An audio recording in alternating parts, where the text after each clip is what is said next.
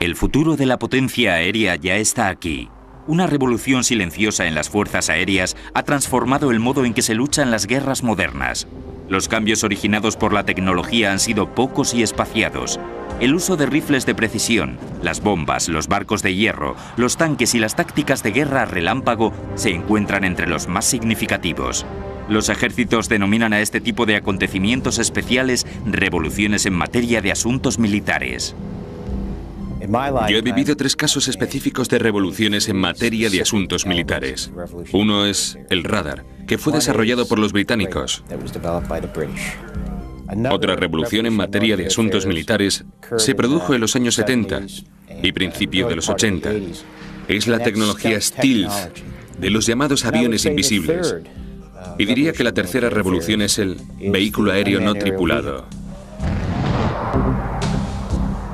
El vehículo aéreo sin piloto, o UAV, de acuerdo con sus siglas en inglés, es el mayor avance que ha experimentado la aviación desde que se dotó de armas a los primeros biplanos y se les mandó a luchar a la Primera Guerra Mundial.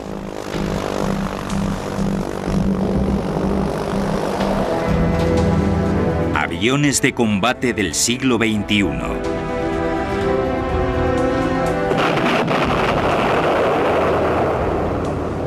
El vehículo aéreo no tripulado, o UAV, constituye el próximo paso en la evolución de la historia de los aviones de combate.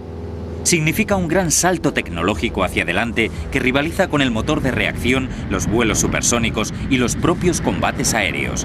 Pero, ¿qué son estas aeronaves y qué las hace tan especiales?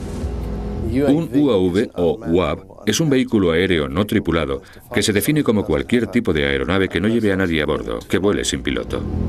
Un UAV puede ser desde un avión de observación pasiva de lo que sucede en tierra hasta un agresivo caza de combate. Constituye un activo clave para las fuerzas aéreas modernas. Los UAV contemporáneos pueden ser totalmente autónomos. Podemos programar los ordenadores de a bordo para que arranquen, maniobren, despeguen, vuelen, cumplan una misión, vuelvan, aterricen, maniobren y se apaguen. El concepto de vehículo aéreo sin piloto es tan antiguo como la propia aviación. En 1896, una pequeña aeronave a vapor sin piloto denominada Aeródromo número 5 voló durante 1 minuto sobre el río Potomac. Durante la Primera Guerra Mundial, el ingeniero de automóviles Charles F. Kettering fabricó el Kettering Bug, una bomba volante de casi 150 kilos. En 1930, las fuerzas aéreas británicas convirtieron los antiguos biplanos Tiger Moth en réplicas pilotadas por control remoto para prácticas de tiro. La fabricación de esas réplicas y el consiguiente desarrollo de sus sistemas de control remoto a lo largo de los siguientes 40 años cimentaron las bases para el diseño de modelos más avanzados y mejor controlados. En los años 60, el ejército estadounidense se dio cuenta del verdadero potencial de esos prototipos de aeronaves sin piloto cuando los utilizó en los cielos del sudeste asiático. Muchos de los UAV que se emplearon eran réplicas de prácticas de tiro adaptadas para efectuar misiones de reconocimiento. Durante años, las fuerzas de Estados Unidos habían estado empleando una variedad de réplicas de aviones para prácticas de tiro con motor a reacción que se llamaban Firebees, con el propósito de entrenar a sus pilotos de combate. En vez de utilizarse como meros objetivos, los Firebees también participaban en las prácticas.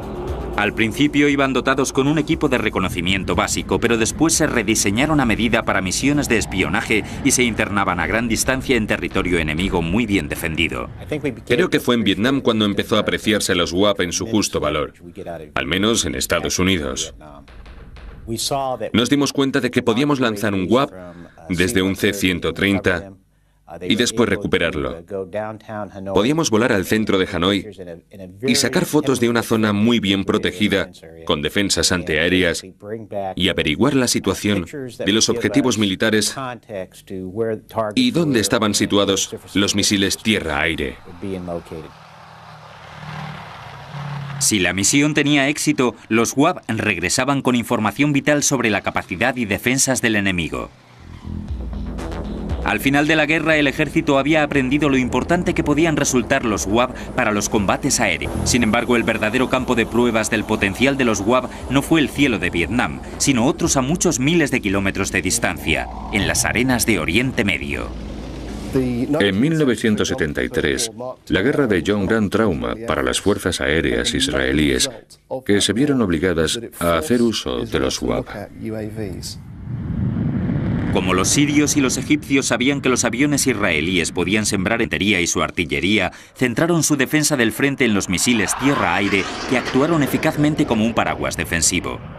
Las fuerzas aéreas israelíes tuvieron que pagar un alto precio por esas defensas antiaéreas. Aproximadamente un tercio de los efectivos de las fuerzas aéreas israelíes. Cuando se multiplicaron las pérdidas, se enviaron desde Estados Unidos a Israel 36 aviones F-4 Phantom de las fuerzas aéreas estadounidenses para tratar de ayudar a las desesperadas y disminuidas fuerzas aéreas israelíes. Aunque Israel acabó ganando la guerra de Yom Kippur, el precio que tuvieron que pagar sus fuerzas aéreas fue inaceptablemente alto. Los israelíes aprendieron una gran lección. Hasta entonces no les habían derrotado nunca y se dieron cuenta de que en lugar de invertir en costosos aviones con fines arriesgados, debían invertir en sistemas de vuelo no tripulado. Los israelíes aprendieron del éxito que habían tenido los UAV estadounidenses en Vietnam y los adaptaron a sus propias necesidades.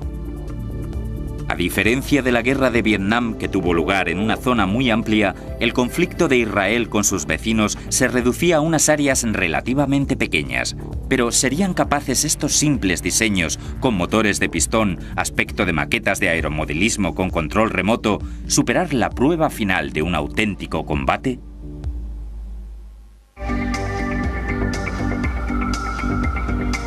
A principios de los años 80, el Líbano se vio desangrado por una violenta guerra civil. El vecino norteño de Israel era la base de operaciones de la OLP, la Organización para la Liberación de Palestina, el enemigo más peligroso y persistente de la nación judía. Para complicar la creciente tensión, Siria, el antiguo adversario de Israel en la guerra de Yom Kippur, instaló baterías de misiles tierra-aire en el valle de Bekaa, del Líbano. El 6 de junio de 1982, Israel invadió el Líbano con más de 60.000 soldados y 1.200 tanques en una ofensiva bautizada con el nombre en clave Operación Paz para Galilea. Los reactores israelíes prestaron su apoyo a la artillería desde el cielo. Mientras tanto, en el valle de Bekaa, los misiles tierra-aire sirios esperaban silenciosamente a sus presas. La Operación Paz para Galilea fue la culminación de 9 años de un cuidadoso desarrollo de la tecnología UAV israelí. Los UAV jugaron un papel crucial en la invasión y en los combates aéreos. Debido al terrible trauma causado por las pérdidas de aviones y a la lección aprendida en la guerra de Yom Kippur, los israelíes habían invertido tiempo, recursos y conocimientos en tecnología UAV. Se había desarrollado su capacidad de reconocimiento, su efecto sobre la táctica y su integración en el ejército. Entonces se puso a prueba su eficacia en el campo de batalla. Los israelíes utilizaron sus UAV de forma muy inteligente. Los utilizaron como reclamo y para producir interferencias. Les dotaron de equipo para producir interferencias, para vigilar y reconocer el terreno, para dirigir la artillería y para coordinar los ataques aéreos. Los UAV demostraron su valor en la Operación por la Paz en Galilea. Actuaban como ojeadores aéreos e informaban a los comandantes de la precisión de una formación de artillería. Pero los UAV obtuvieron su mayor victoria contra los misiles sirios del valle de Bekaa. Los sirios pensaban que los pequeños y sencillos aviones de hélice eran reactores de combate israelíes y creían que estaban siendo atacados desde el aire.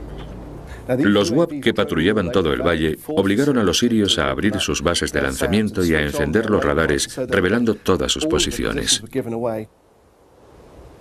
Igual que ocurre con una linterna que se enciende en un cuarto oscuro para buscar algo, Las instalaciones de lanzamiento de misiles tienen que encender el radar para localizar su objetivo y, como sucede con las linternas, al hacerlo acaban revelando su posición. En solo 10 o 15 minutos, 19 de las 23 bases de lanzamiento de misiles resultaron asoladas por una combinación de ataques aéreos, artillería y fuerzas especiales. Los UAV desempeñaron un papel clave en la batalla, y esta operación en conjunto se convirtió en emblemática para todas las misiones posteriores. Los UAV fueron tan eficaces para engañar a las defensas antiaéreas sirias que se rumorea que a uno de los UAV le dispararon hasta 28 misiles tierra-aire y todos ellos fallaron. Los israelíes no podían haber soñado mejores resultados. Fueron los primeros que se dieron cuenta de que podían utilizar los UAV para engañar a las defensas antiaéreas y obligarlas a revelar su posición sin tener que arriesgar sus costosos aviones de combate. Una vez que se localizaron las bases de misiles y se destruyeron las defensas antiaéreas, las fuerzas aéreas israelíes pudieron actuar con total impunidad.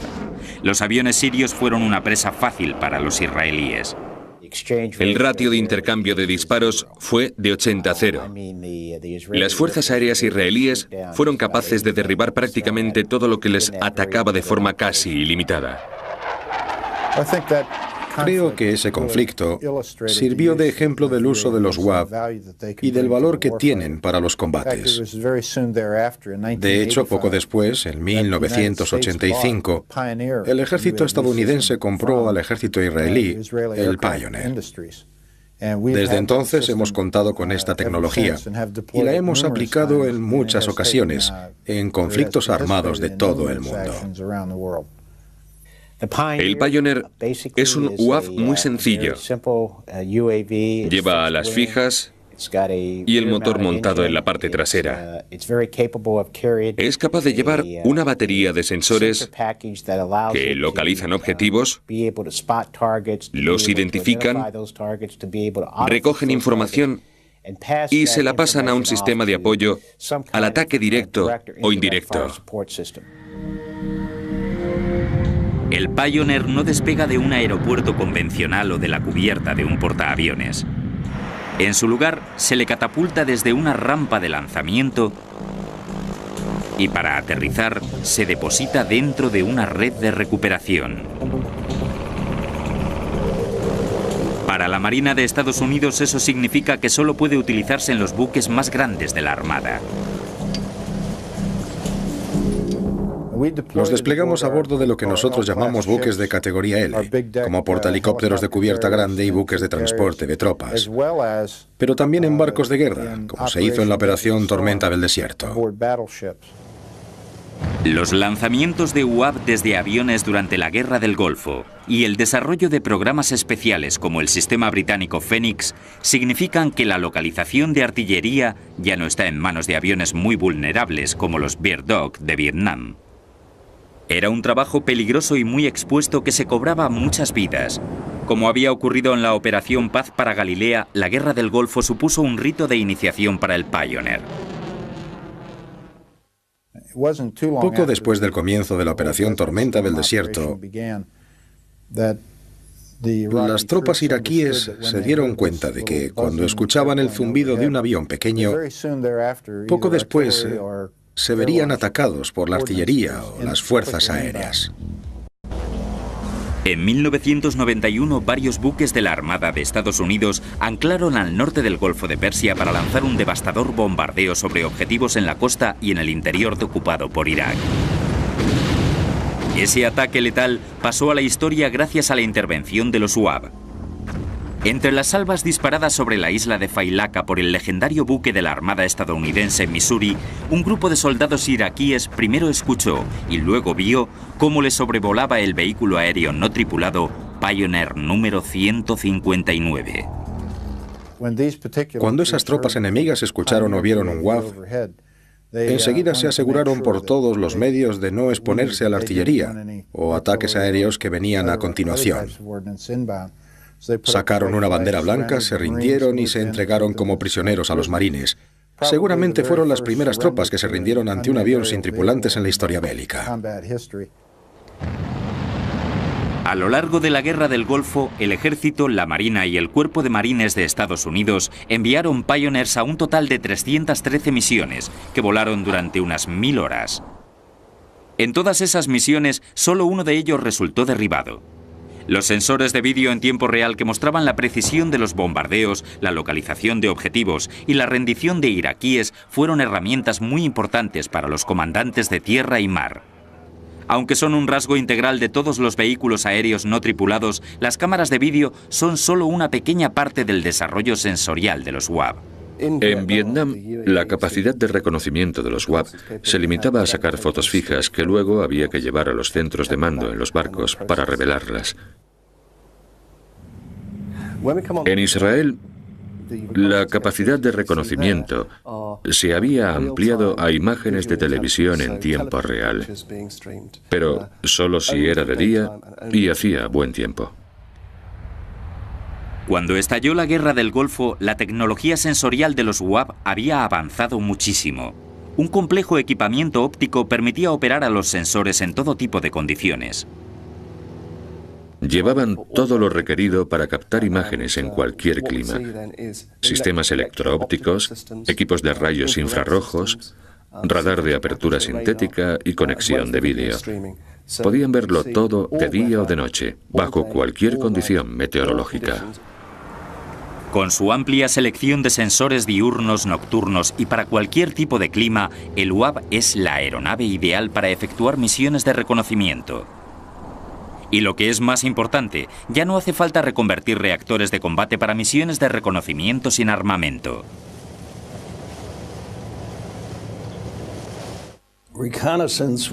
Las misiones de reconocimiento constituían un problema muy grave para el ejército. Tenían que reconvertir aviones armados tácticos e instalarles cámaras, con lo cual dejaban de ser útiles para el combate. No eran muy populares entre los pilotos. Un avión sin armamento no puede defenderse, puede ser derribado con facilidad por el enemigo y la información que pueda haber recogido se pierde. Otra dificultad para recopilar datos es la velocidad. Los aviones de reconocimiento vuelan deprisa y a gran altura y pueden pasar por alto ciertos objetivos vitales. Los aviones de reconocimiento clásicos vuelan a gran velocidad y puede que no vean algún objetivo, pero si se mantienen volando durante periodos muy largos, es más fácil que observen más cosas. La primera y nueva generación de vehículos aéreos no tripulados, diseñada con ese propósito, fue la heredera de los UAV israelíes y norteamericanos de la Guerra del Golfo que la había precedido. El propietario de General Atomics quería introducirse en el negocio de los UAV. Fabricamos un prototipo de demostración llamado GNAT 750. El GNAT 750 se fabricó para la CIA de Estados Unidos. El objetivo para el que se diseñó fue la vigilancia y captación de primeros planos en detalle del conflicto que entonces se estaba produciendo en Yugoslavia.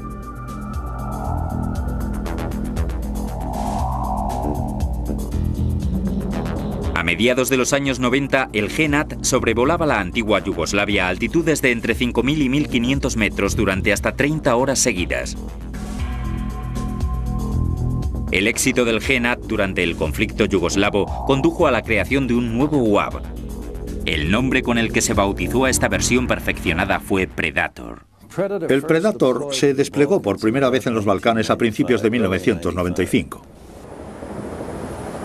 Las características del Predator permitían la cobertura total de una región concreta y proporcionaban al comandante de la operación una imagen clara de lo que ocurría en terreno enemigo. Tenía sus capacidades muy desarrolladas y podía localizar a una persona a más de 80 kilómetros de distancia.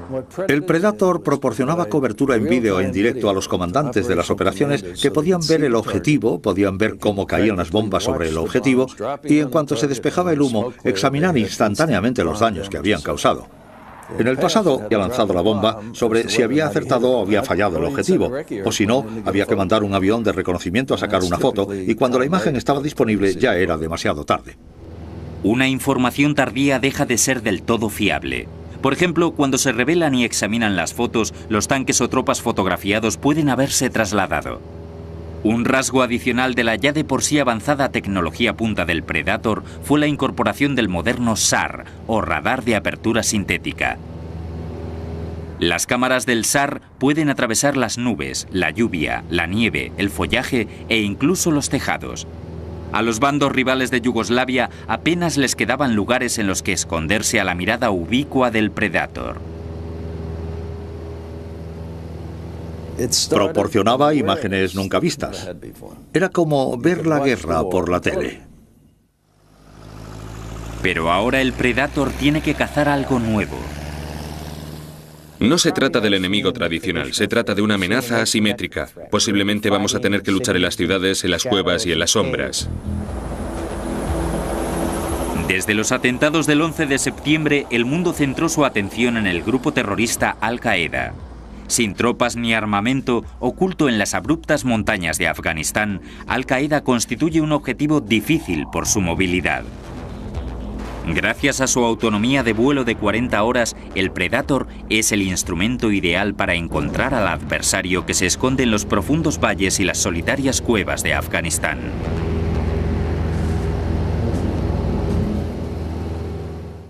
Los últimos UAV, los Predators, han estado localizando objetivos y alimentando a los aviones de combate AC-130 con imágenes de vídeo en directo. Ahora un avión de combate AC-130 que se dirige a un objetivo puede ver en vídeo ese objetivo que ha identificado previamente un Predator. Dispone de sus coordenadas de latitud y longitud y de imágenes de vídeo en color y en tiempo real, así que cuando llega allí solo tiene que disparar. No necesita dar rodeos. No solo puede localizar e identificar objetivos mediante imágenes de vídeo, sino que también lleva un as guardado en la manga. Un sistema de precisión por láser para la localización de objetivos. Los Predator que se están empleando en la actualidad pueden señalar un objetivo con un rayo láser para que un avión táctico pueda acudir a continuación y enviar un arma guiada por láser directamente hasta esa señal. Los comandantes de las operaciones, los políticos y la opinión pública cada vez insisten más en la necesidad de evitar los daños colaterales. Y la precisión de los objetivos que marca el Predator garantiza que el único que se encuentre en la línea de fuego sea el enemigo. Ahora el enemigo se esconde entre las sombras, en ciudades y en cuevas. Queremos asegurarnos de poder sobrevolar las zonas donde se produce cualquier beligerancia y situarnos justo encima, aunque estén rodeados de civiles, para poder separar a los buenos de los malos. Pero el Predator no se limita a proporcionar información visual y localizar objetivos. Ahora el Predator puede incluso destruir objetivos por su cuenta. La dotación de armamento del UAP es un tema muy polémico y no solo por cuestiones doctrinales, sino también legales. Los UAP, según cómo se contemplen, podían estar encuadrados dentro del régimen de control de tecnología de misiles. Existen varios tratados que intentan limitar los arsenales del mundo y se teme que los UAP puedan ser considerados misiles ilegales. Hemos firmado el Tratado de Control de Tecnología de Misiles, pero hay que diferenciar entre misiles y entre vehículos aéreos no tripulados. El UAP está programado por el hombre para regresar al punto de partida y reutilizarse en misiones de diverso contenido. El Predator está diseñado para ser un instrumento de información, vigilancia y reconocimiento. Pero más adelante, el programa consideró que se le podía dotar de armamento por si detectaba un objetivo de interés crítico y no había tiempo para enviar un avión pilotado, artillería o cualquier otro tipo de arma. El Predator debía tener algún tipo de capacidad destructora para no perder esa ocasión.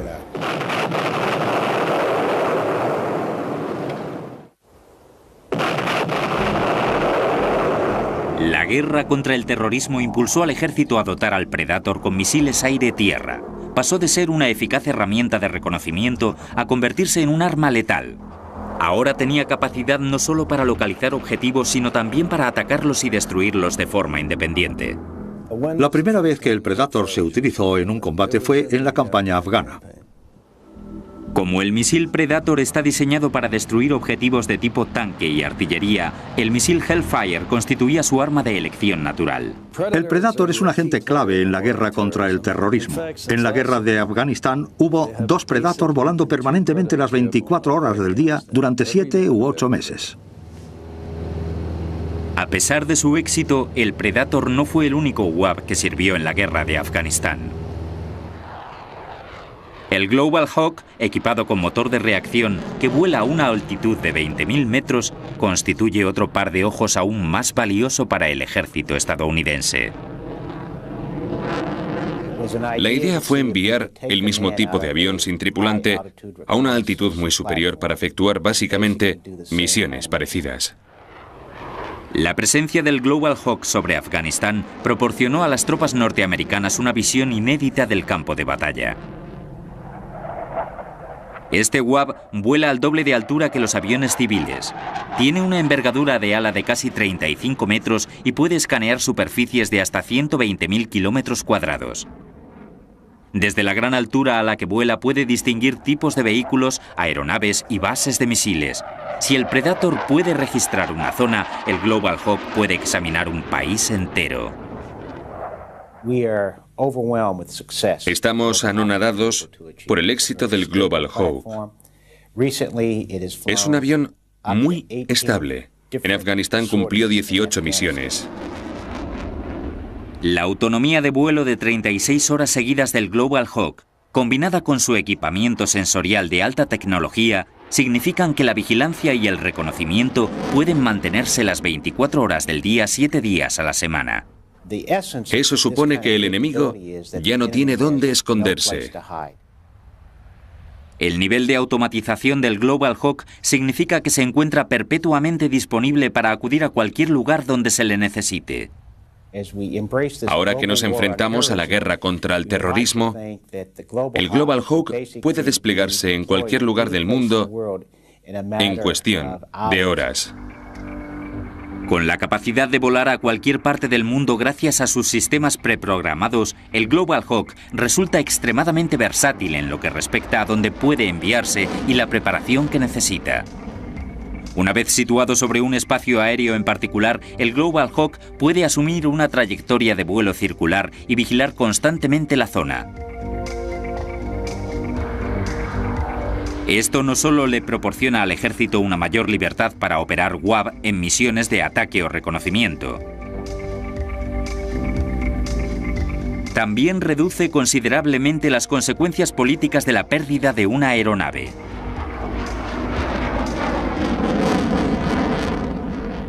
No podemos arriesgar vidas ni permitir que se capturen prisioneros y que la CNN y otras emisoras del mundo lo utilicen en contra de nosotros. La principal ventaja de los UAV es que eliminan el factor humano. Lo que hemos conseguido es eliminar la coletilla de si es necesario y lograr que nunca sea necesario arriesgar vidas en este tipo de misiones. En 1995, el capitán Scott O'Grady, piloto de un F-16, fue derribado en los Balcanes y la consiguiente misión de búsqueda y rescate duró 6 días y supuso una gran crisis. El regreso sano y salvo del piloto se celebró como un gran éxito político y militar. Si se derriba un Predator o un Global Hawk, aparece un poco en las noticias, pero enseguida se olvida. Como los UAV minimizan las amenazas potenciales a las tripulaciones aéreas, los aviones no tripulados representan una opción política y económica más segura y atractiva. Los UAV son más pequeños y más baratos de fabricar. La formación se puede hacer con un ordenador. Con ese nivel de automatización, los requisitos que necesita el operador de UAV para efectuar esas operaciones o para perfeccionarlas se ven reducidas drásticamente.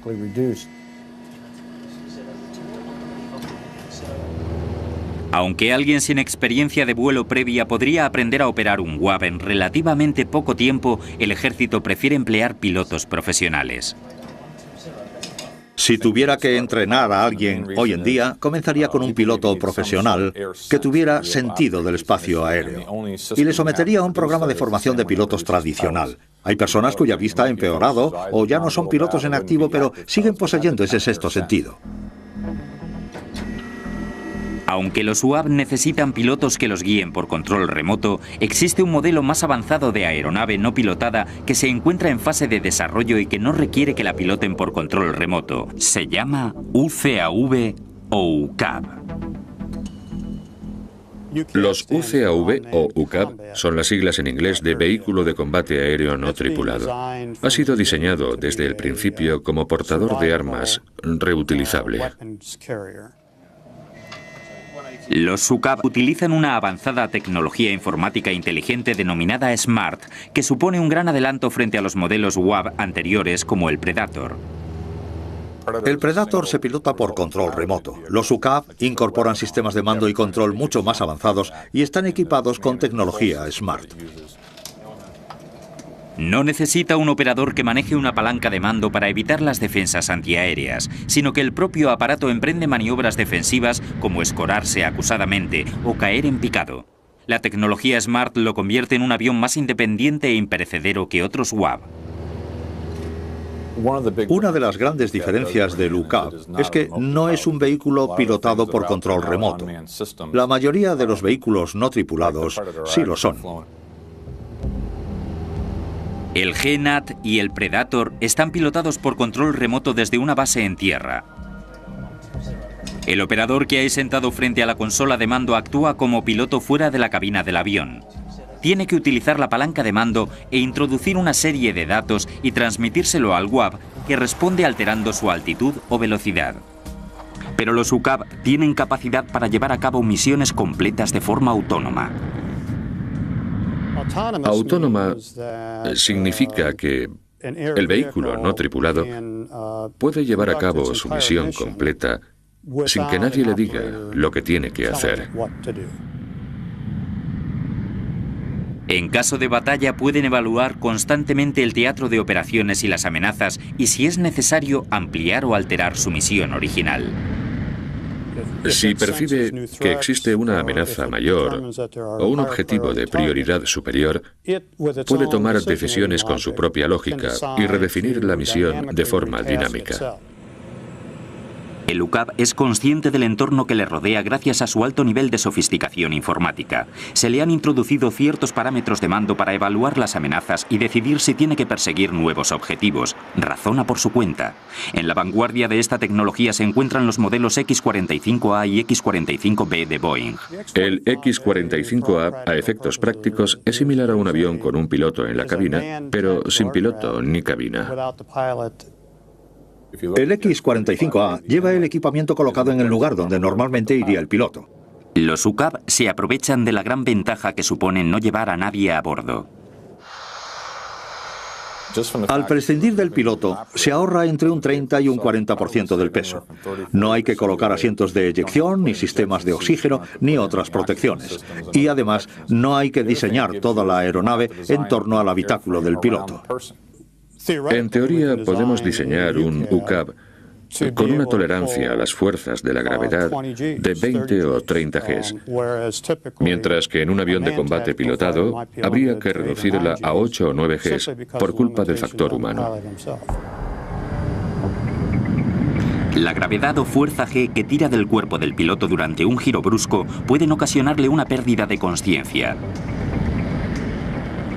Los UCAV pueden alcanzar niveles de maniobrabilidad impensables para un piloto. Su construcción ya no depende de la presencia del piloto. El factor decisivo es la misión para la que está planeado. El diseño de un vehículo aéreo no tripulado se plantea en función de la misión que tiene encomendada. Al no tener piloto, el ejército y el gobierno no dudan en enviarlos a la vanguardia de los aviones pilotados. El X-45 está diseñado para apoyar a las fuerzas aéreas, inutilizando las defensas antiaéreas y las instalaciones de lanzamiento de misiles tierra-aire. La misión del X-45 es allanar el terreno a los futuros ataques aéreos. Detectan e inutilizan sistemáticamente las bases de misiles antiaéreos más peligrosas, con lo cual los aviones pilotados pueden intervenir a continuación sin correr el riesgo de ser derribados. El X-45 con propulsión a chorro y los UCAV del futuro proporcionan un rendimiento que los hace ideales para cumplir con su función. Tal como yo lo veo, el papel primordial de los UCAV en una contienda armada de alta intensidad es suprimir las defensas antiaéreas del enemigo. Los UCAV están diseñados para combatir a un adversario más exigente y penetrar hasta el fondo de sus defensas antiaéreas. La razón por la que los UCAV resultan ideales para este propósito es que contamos con muchos enemigos equipados con lo que denominamos misiles de 2 dígitos, misiles tierra-aire de fabricación soviética. Los misiles tierra-aire de tecnología punta de los que disponen son increíblemente rápidos y de muy largo alcance. Las bases de misiles de los países hostiles podrían atacar a los aviones de Estados Unidos antes de que despegasen de sus bases aéreas.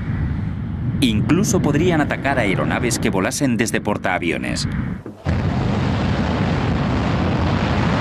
La potencia y efectividad de esos misiles hace imprescindible que los primeros en acudir en esos casos sean los aviones no tripulados para evitar arriesgar vidas innecesariamente.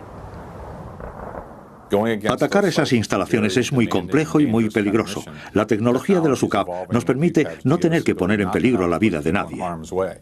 Aquí es donde interviene la alta tecnología que invisibiliza a los Boeing X-45 y les permite acercarse sin ser detectados para localizar y erradicar las bases de misiles. Aunque el X-45 supone un gran avance en materia de tecnología militar y potencia aérea, ha tomado prestadas muchas de sus ideas de proyectos anteriores. Un concepto previo que se incorporó a su diseño fue la tecnología Stealth. Los X-45 son vehículos de combate aéreo, no tripulados, diseñados para pasar desapercibidos. La tecnología Stealth no significa ser invisible como avión, sino resultar casi imperceptible a los radares. Los aviones invisibles llevan carrocerías y revestimientos que minimizan el reflejo de la energía de los radares. En realidad, algunos de los materiales empleados en su diseño absorben dicha energía. El resultado es que apenas son detectables por los radares. Los aviones furtivos son muy difíciles e incluso imposibles de detectar por el enemigo.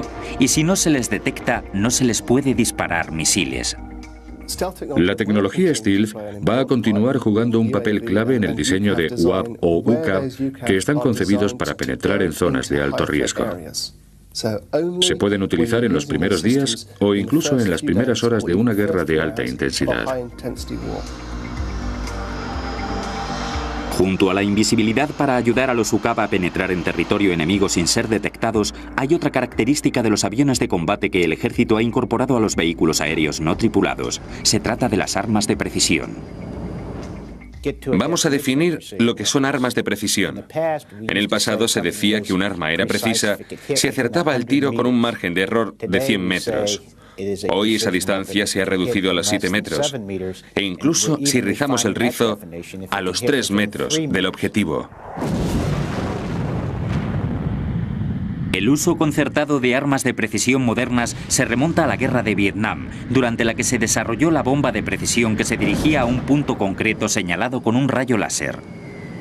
El primer éxito de una bomba guiada por rayo láser se obtuvo en 1972 con la destrucción del puente Mandíbula de Dragón. Sin embargo, no fue hasta la Guerra del Golfo en 1991 cuando el mundo contempló lo efectivas que podían ser. Si recuerdan la operación Tormenta del Desierto, en las primeras 24 horas destruimos 150 objetivos. Si se compara con la Segunda Guerra Mundial, lo que se logró en Irak con un solo avión, habría requerido unos 2.000 aviones en Europa. En contraste con los ataques en masa de la Segunda Guerra Mundial, el desarrollo de armas de precisión significó que ya no hacía falta saturar de potentes bombas una zona para destruir un solo objetivo. Ahora las bombas se han vuelto mucho más precisas y utilizan sistemas de posicionamiento global o GPS, con lo cual para destruir un objetivo solo hace falta un único avión y una única bomba. Este tipo de bomba se llama de pequeño diámetro. La bomba de pequeño diámetro surgió cuando se descubrió que gracias a la precisión del GPS, el margen de error ya no se medía en metros, sino en centímetros, y no era necesario infligir grandes daños para destruir un objetivo concreto. Permite obtener los mismos resultados llevando menos bombas a bordo y ocupando menos espacio. Se tienen más posibilidades de éxito con menos armas. Se ha sustituido el peso y la carga explosiva por la precisión. No hacen falta bombas mayores porque no por ser más grandes van a acertar mejor. Otro rasgo clave es que tienen un cabezal menor y los daños pueden constreñirse a zonas muy limitadas, con lo cual se reducen los daños colaterales no deseados, especialmente en entornos urbanos. Te permite, como decimos en el ejército, llegar, ver y vencer de un solo plumazo. La combinación de ambas tecnologías sienta las bases para las misiones teóricas del futuro. Podemos hacer que varios UCAV vuelen en formación para llevar a cabo una misión coordinada. Volando en grupos denominados enjambres, las formaciones de UCAV serían un arma decisiva contra cualquier amenaza. Si juntamos 4 UCAV con 8 bombas cada uno, podremos destruir 32 objetivos. Y no solo transmitirían la información a la base de control en tierra o en el mar, sino que se comunicarían entre ellos mismos. Intercambian información entre ellos. Reaccionan de forma dinámica al entorno del campo de batalla y al agruparse en formaciones múltiples pueden cambiar los papeles que desempeña cada vehículo y las misiones que cada uno tiene asignadas. El barco nodriza que controla ese escuadrón de UCAV puede quedarse en la retaguardia y enviar a los aviones no tripulados a destruir un sistema de defensa antiaérea integrado muy sofisticado. Una vez completada su misión primaria, el X-45 podría permanecer en el área y asumir otro papel. Cuando terminan, pueden quedarse allí y situarse en órbita para jugar un papel más bien defensivo y ayudar a los aviones pilotados cuando lleguen, si se les ha pasado por alto alguna defensa antiaérea, que entre en juego al ver aparecer más aviones. La misión principal de los eficaces UCAV se centra actualmente en destruir defensas antiaéreas. Pero ¿cuál es el siguiente paso en su evolución? Los aviones de combate F-22 Raptor y F-35 Joint Strike se encuentran a la vanguardia de la tecnología aérea. Son aviones provistos de tecnología stealth y de armas de precisión teledirigidas. Pero su desarrollo futuro puede estar en entredicho ahora que los UCAV se encuentran casi en igualdad de condiciones. ¿Podrían ser estos dos modelos los últimos aviones de combate tripulados? En los años 80 e incluso a principios de los 90, no disponíamos de esta tecnología en materia de vehículos aéreos no tripulados. Y se está desarrollando a tal ritmo que hemos alcanzado niveles inimaginables hace 10 o 15 años. Creo que llegará un día, un punto en el horizonte, si esperamos lo suficiente, en el que los vehículos aéreos no tripulados puedan efectuar combates en el aire contra otros aviones, por ejemplo. Si el siglo XX fue el siglo de los pilotos, ¿será el siglo XXI la centuria de los UAV? El desarrollo de los UAV culmina la evolución de los primeros biplanos de la Primera Guerra Mundial, que al principio solo se utilizaban para misiones de reconocimiento y acabaron convirtiéndose en armas de guerra multiusos. La transformación de los UAV en UCAV ha seguido el mismo camino, pero ¿a dónde terminará conduciéndonos? Los combates aéreos del futuro dejarán de enfrentar al hombre contra el hombre y colocarán al hombre frente al robot o incluso al robot frente al robot. Creo que en el futuro es posible que existan unas fuerzas aéreas robóticas. A pesar de los avances de los UAV y los UCAV, al final es el soldado de infantería quien desempeña el papel clave en las guerras. Sin embargo, ese soldado de infantería ordinario, con ayuda de los UCAV, está a punto de convertirse en extraordinario.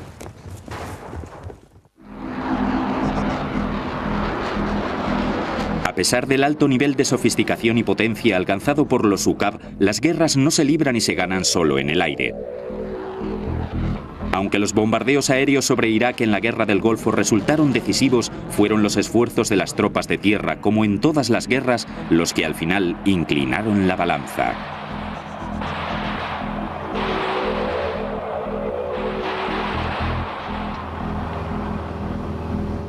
Aunque los UAV y los UCAV son capaces de prestar apoyo a la infantería, la marina u otros aviones, localizando y neutralizando las posibles amenazas, existe una herramienta más que también puede resultar decisiva: el micro-UAV.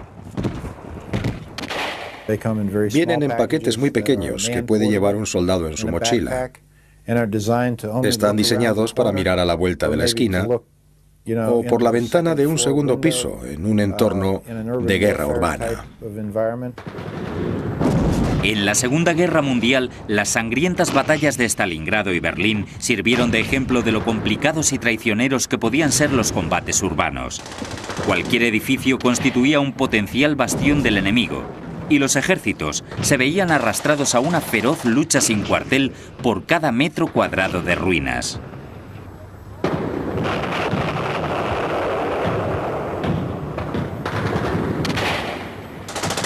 Si estás en medio de una batalla urbana y necesitas ver lo que hay a la vuelta de la esquina y destruirlo, puedes lanzar uno de esos pequeños UAV, que sale volando como un pájaro o un insecto, y echa un vistazo por ti. Los micro-UAV pueden transmitir imágenes a una pantalla y no solo ayudar a un pelotón de soldados en un ambiente urbano, sino también actuar como una especie de recolector de información permanente y discreto.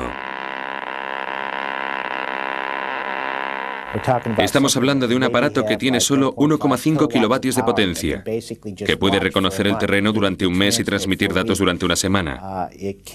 Puede actuar como los ojos y los oídos de una persona, vigilando un determinado edificio o ciertas actividades terroristas. Los micro-UAV pueden volar secretamente sobre naciones hostiles y recabar datos antes de regresar y reutilizarse para otra misión. Pueden recoger discretamente información sobre los movimientos de terroristas urbanos y las actividades en las bases militares. Sin embargo, los micro-UAV pueden ser todavía más pequeños. Pueden ser muy pequeños. Hay micro-UAV o mini-UAV que solo pesan unos gramos y los puede llevar un soldado en su mochila. Tenemos micro-UAV que pueden volar dentro de una habitación. Los micro-UAV miniaturizados y sofisticados no solo pueden infiltrarse tras las filas enemigas, sino también detectar explosivos y amenazas biológicas y nucleares. Las posibilidades solo están limitadas por la imaginación de los científicos. La verdad es que no existe un límite a lo pequeños que pueden ser. Desde los cielos sobre las selvas de Vietnam, a los desiertos de Israel, Líbano e Irak, pasando por las estériles montañas de Afganistán, el fenómeno de la aviación no tripulada no solo ha sorprendido e impresionado a los combatientes modernos, sino también a sus enemigos, lo cual es más importante. Grandes operaciones de las campañas presentes y futuras pueden llevarse a cabo por control remoto o incluso de forma autónoma. El riesgo para la vida humana, civil o militar no cesa de disminuir. Ahora la información resulta a veces más importante que el poderío militar. Un aparato que cabe en un maletín podrá llevar a cabo arriesgadas operaciones de espionaje en territorio hostil.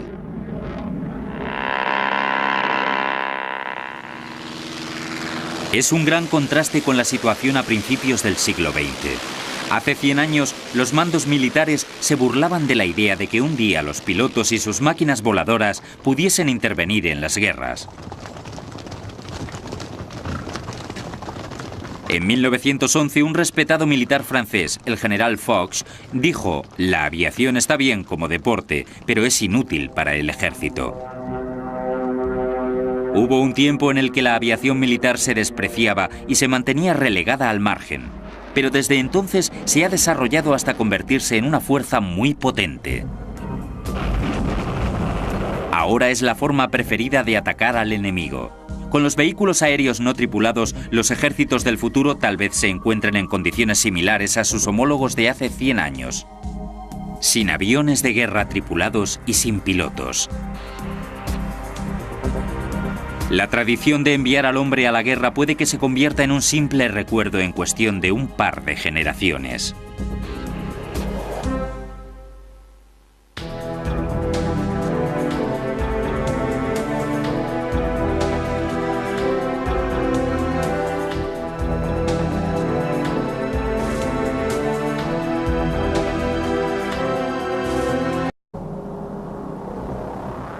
El futuro de la potencia aérea ya está aquí.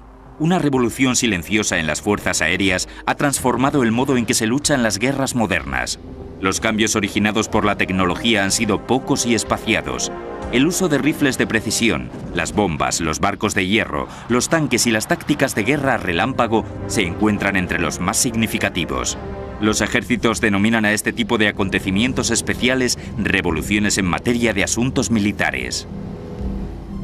Yo he vivido 3 casos específicos de revoluciones en materia de asuntos militares. Uno es el radar, que fue desarrollado por los británicos. Otra revolución en materia de asuntos militares se produjo en los años 70 y principio de los 80. Es la tecnología stealth, de los llamados aviones invisibles. Y diría que la tercera revolución es el vehículo aéreo no tripulado. El vehículo aéreo sin piloto, o UAV, de acuerdo con sus siglas en inglés, es el mayor avance que ha experimentado la aviación desde que se dotó de armas a los primeros biplanos y se les mandó a luchar a la Primera Guerra Mundial.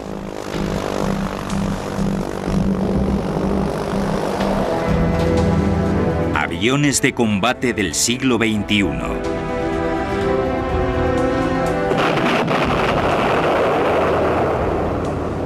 El vehículo aéreo no tripulado, o UAV, constituye el próximo paso en la evolución de la historia de los aviones de combate. Significa un gran salto técnico. En 1973, la guerra de Yom gran trauma para las fuerzas aéreas israelíes, que se vieron obligadas a hacer uso de los UAV. Como los sirios y los egipcios sabían que los aviones israelíes podían sembrar infantería y su artillería, centraron su defensa del frente en los misiles tierra-aire que actuaron eficazmente como un paraguas defensivo. Las fuerzas aéreas israelíes tuvieron que pagar un alto precio por esas defensas antiaéreas. Aproximadamente un tercio de los efectivos de las fuerzas aéreas israelíes. Cuando se multiplicaron las pérdidas, se enviaron desde Estados Unidos a Israel 36 aviones F-4 Phantom de las fuerzas aéreas estadounidenses para tratar de ayudar a las desesperadas y disminuidas fuerzas aéreas israelíes. Aunque Israel acabó ganando la guerra de Yom Kippur, el precio que tuvieron que pagar sus fuerzas aéreas fue inaceptablemente alto. Los israelíes aprendieron una gran lección. Hasta entonces no les habían derrotado nunca y se dieron cuenta de que en lugar de invertir en costosos aviones con fines arriesgados, debían invertir en sistemas de vuelo no tripulado. Los israelíes aprendieron del éxito que habían tenido los UAV estadounidenses en Vietnam y los adaptaron a sus propias necesidades. A diferencia de la guerra de Vietnam, que tuvo lugar en una zona muy amplia, el conflicto de Israel con sus vecinos se reducía a unas áreas relativamente pequeñas. Pero ¿serían capaces estos simples diseños, con motores de pistón, aspecto de maquetas de aeromodelismo con control remoto, superar la prueba final de un auténtico cielos del sudeste asiático? Muchos de los UAV que se emplearon eran réplicas de prácticas de tiro adaptadas para efectuar misiones de reconocimiento.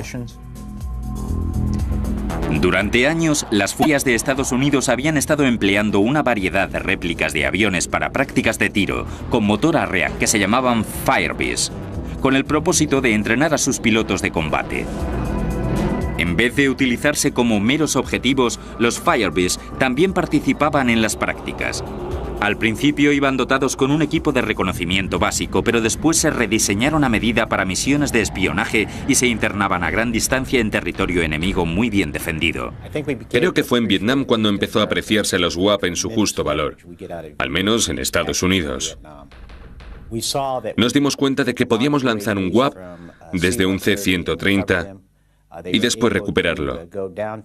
Podíamos volar al centro de Hanoi y sacar fotos de una zona muy bien protegida, con defensas antiaéreas, y averiguar la situación de los objetivos militares y dónde estaban situados los misiles tierra-aire. Si la misión tenía éxito, los WAP regresaban con información vital sobre la capacidad y defensas del enemigo. Al final de la guerra, el ejército había aprendido lo importante que podían resultar los WAP para los combates aéreos. Sin embargo, el verdadero campo de pruebas del potencial de los WAP no fue el cielo de Vietnam, sino otros a muchos miles de kilómetros de distancia, en las arenas de Oriente Medio. ¿Combate?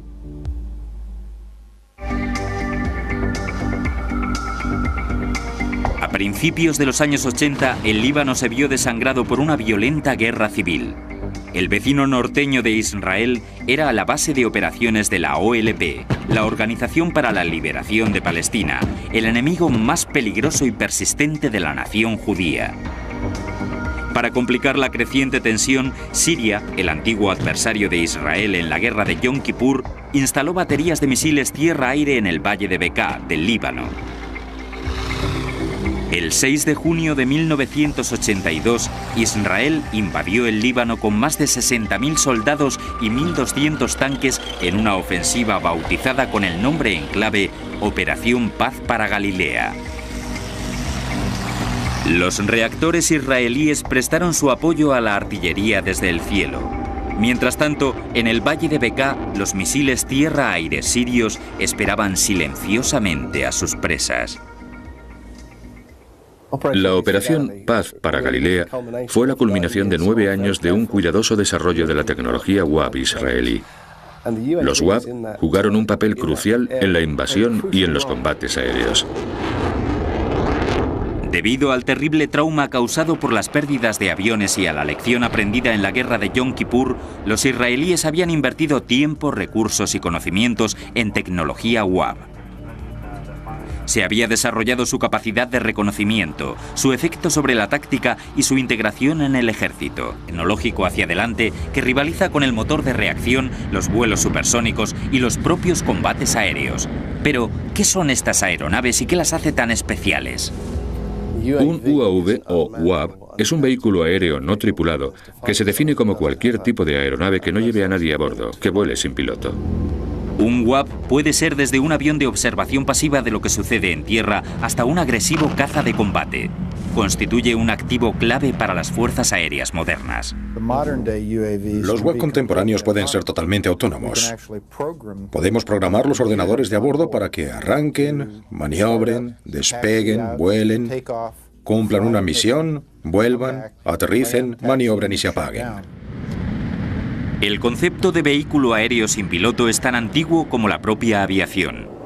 En 1896, una pequeña aeronave a vapor sin piloto denominada Aeródromo número 5 voló durante 1 minuto sobre el río Potomac. Durante la Primera Guerra Mundial, el ingeniero de automóviles Charles F. Kettering fabricó el Kettering Bug, una bomba volante de casi 150 kilos.